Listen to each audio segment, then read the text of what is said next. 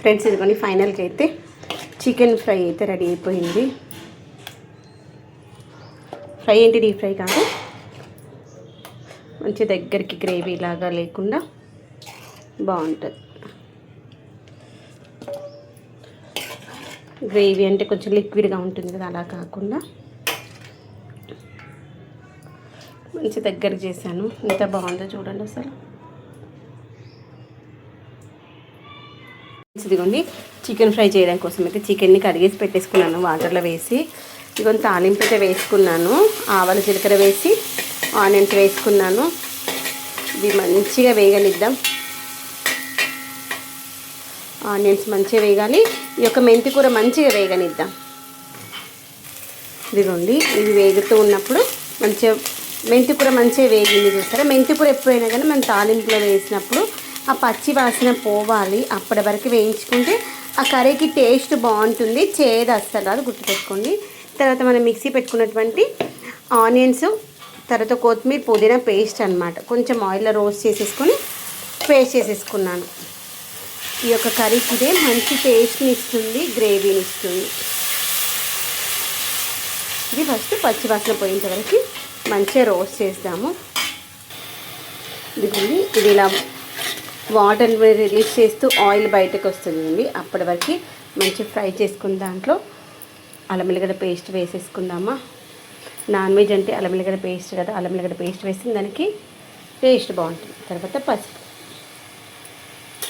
ఇవి రెండింటిని పచ్చి వాసన పోయిన వరకు మరొక 2 నిమిషాలు ఫ్రై చేసుకుందాం. అల్లం వెల్లిగడ్డ పేస్టు, తర్వాత మనం వేసినటువంటి ఈ యొక్క ఆనియన్స్, తర్వాత వచ్చేసి పుదీనా, ఈ యొక్క పేస్ట్ ఉంది కదా మంచిగా ఫ్రై అయిపోయింది కదా. ఇప్పుడు మనం సన్నగా కట్ చేసుకుని ఒక 2 బుజ్జి టమాటాలు, మన తోటలో వచ్చిన టమాటాలు వేసి ఒక 2 నిమిషాలు మగ్గనిద్దాము టమాటాలని.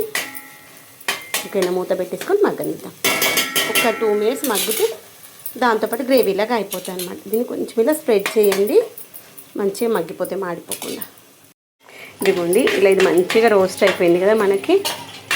టమాటా కూడా మ్యాక్సిమం ఉడికిపోయినట్టే. ఇప్పుడు ఈ యొక్క చికెన్ నేను ఆల్రెడీ 2-3 సార్లు కడిగేసాను. కడిగేసి మళ్ళీ ఒకసారి ఫ్రెష్ వాటర్ వేసి పెట్టా.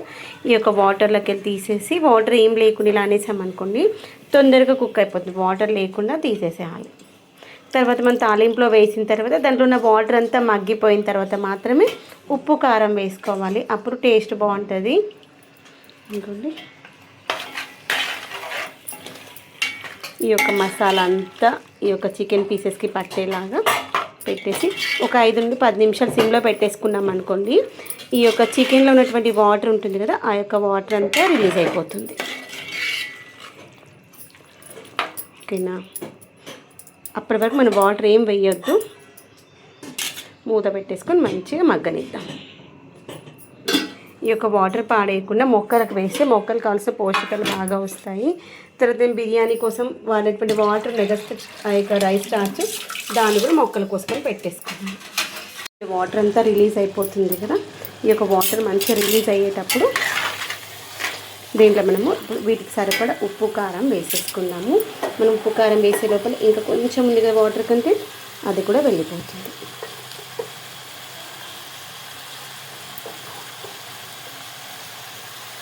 మూడు స్పూన్లు కారం వేసాను, సరిపోతుంది. గరం మసాలా వేసేసుకుందాం. దాంట్లోనే సాల్ట్ ఉంది, సరిపోతుంది. అది కూడా ఇలా ఒక్క 2 నిమిషాలు మనం వాటర్, ఒక్క చుక్క కూడా వాటర్ వేయకుండా మనం వేసిన ఇంగ్రీడియంట్స్ అంతా కలిసేలా కలుపుకుందాము. ఇంకొంచెం దీంట్లో ధనియా పౌడర్ కూడా వేస్తాము. ఇదిగోండి దీంట్లో నేను ఇంకొంచెం కారం వేసాను, ధనియా పౌడర్, తర్వాత కొబ్బరి పౌడర్ వేసేసి ఈ యొక్క ముక్కలకు మనం వేసిన ఇంగ్రీడియంట్స్ అంతా మంచిగా పట్టేలాగా ఒకసారి కలిపేసి, యాక్చువల్గా ఇప్పటివరకు మనం వాటర్ వేసుకోవాలి. మీరు అబ్జర్వ్ చేస్తారా? ఫస్ట్ ఈ యొక్క చికెన్లోకి వెళ్ళి వాటర్ మొత్తం మగ్గిపోయిన తర్వాతే నేను ఉప్పు కారాలు వేసుకుని ఇలా చేస్తే కర్రీ టేస్ట్ సూపర్గా ఉంటే గుర్తుపెట్టుకోండి.